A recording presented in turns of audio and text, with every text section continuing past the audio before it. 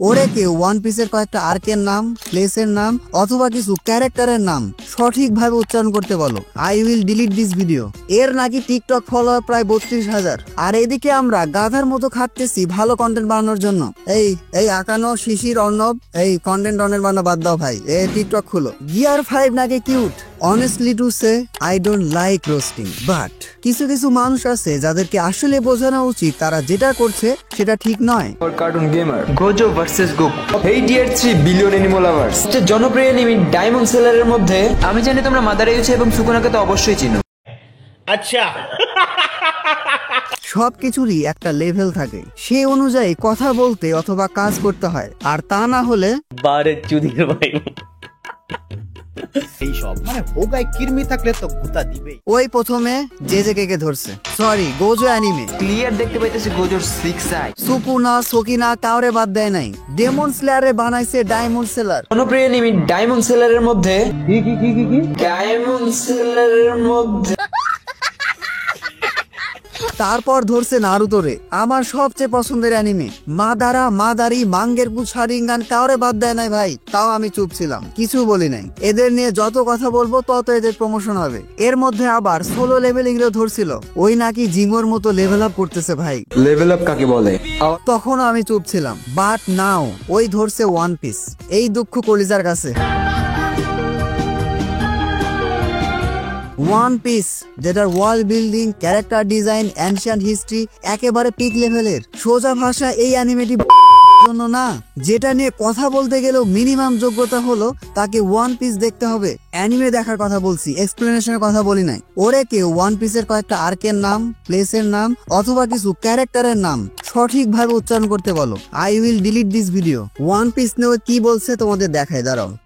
লুফির gear 5 anime ইতিহাসের সবচেয়ে cute আর powerful form. এই ফর্মে সে কোনো লুফির গিয়ার 5 রে বলছে সবচেয়ে কিউট আর পাওয়ারফুল ফর্ম। রাবারম্যান না, লিটারালি বলতে পারো পোলা এনিমে গড হয়ে যায়। অ্যানিমে গড না, এনিমে গড। যেটা দেখে অপোনেন্ট ভয়ের বদলে কনফিউজড হয়ে যায়। জয় বয় নামে একটি লিজেন্ড রিভাইভ হয়েছে ওর মধ্যে। ওয়ান পিস এখন আর ট্রিশিউর খোঁজে না। ওয়ান পিস এখন আর কি খুঁজে না ভাই, কি বললো এটা? ওয়ান পিস এখন আর ট্রিশিউর খোঁজে না, ট্রেজার বলতে পারো এটা god level writing. God level writing তো তোর রে ভাই, ওটাই ভিডিও দেখলে এখনই ওয়ান পিস বানানো বন্ধ করে দিত, যে ওয়ান পিস বানাচ্ছি। Atlas visit my Facebook page, যেটা টিকটকের। আরে তো টিকটক পেজ। ক্রিস বাঙালির একটা বাজে স্বভাব কি জানো? অ্যাটেনশন সিকিং, সেটা নিজে হোক অথবা ভালো কোনো অ্যানিমের। কেন ভাই যে কেড়ে নিয়েছিলি, ডায়মন্ড সেলারে নিয়েছিলি, গোজরে নিয়েছিলি, ওয়ান পিস কেন? ওয়ান পিসের মতো এত ভালো একটা জিনিসকে নষ্ট করতে এদের মতো পিস অফ শিটই যথেষ্ট। তোমরাই বলো, বাইরের দেশের কোনো মানুষ এ সকল ভিডিও দেখলে কি ভাববে? এরা ভাববে বাংলাদেশের সবাই ছাত্রী। এর নাকি টিকটক ফলোয়ার প্রায় 32,000। আর এদিকে আমরা গাধার মতো খাটতেছি ভালো কন্টেন্ট বানানোর জন্য। এই আকানো, শিশির, অর্ণব, এই কন্টেন্ট বানানো বাদ দাও ভাই, এই টিকটক খুলো। গিয়ার 5 নাকি কিউট। শালার ওই কোন সময় ওয়ান পিস ফ্যানদের ইমোশনটা বুঝতে পারবে গিয়ার 5 আমাদের জন্য কি ছিল। অনেক সিরিয়াস নোট, এরকম অ্যাটেনশন সিকারদের আমি খুব ভালো করে চিনি। এরা অনেক রকম হয়ে থাকে। প্রথমত কিছু মেয়ে,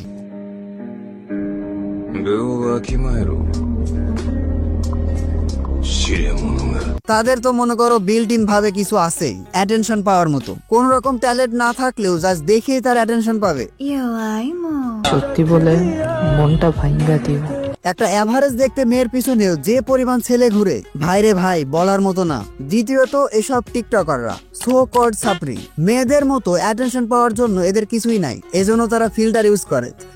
কিন্তু তাদের অ্যাটেনশন তো লাগবে, সে তোমার ট্যালেন্ট থাকুক আর না থাকুক। আর এই জন্য তারা বেছে নেয় এরকম ছাপরি কমেন্ট, ইচ্ছা করে এগুলা, যাতে তোমরা গালি দিবা, এঙ্গেজমেন্ট হবে, ভিউ হবে। এসবের মধ্যে সবচেয়ে বেশি লস কাদের জানো? তোমাদের। ইয়েস তোমাদের। এ সকল ছাপরি অ্যাটেনশন চাইছে, পাচ্ছে। তোমরাই তাদের গালি দিয়ে হোক অথবা ভিউ দিয়ে অ্যাটেনশন কিন্তু ঠিকই দিচ্ছ।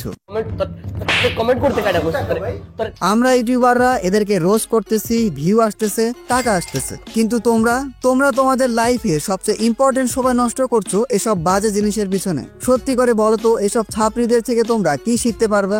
হ্যাঁ, এদেরকে গালি দিয়ে তোমরা মজা ঠিকই পাবে, তবে সময় কিন্তু সময়ের মধ্যে চলে যাবে। এক সময় পিছন ফিরে দেখবে তোমরা লাইফে কিছুই করো নাই। এক সময় দেখবা এরা নিজেরাই টিকটক করে সাবরিগিরি করে দুবাই চলে যাচ্ছে। No!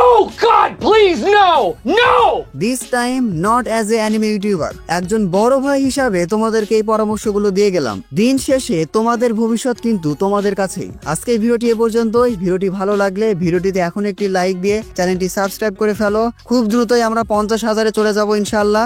Don't subscribe if you are not an anime fan. See you in next video.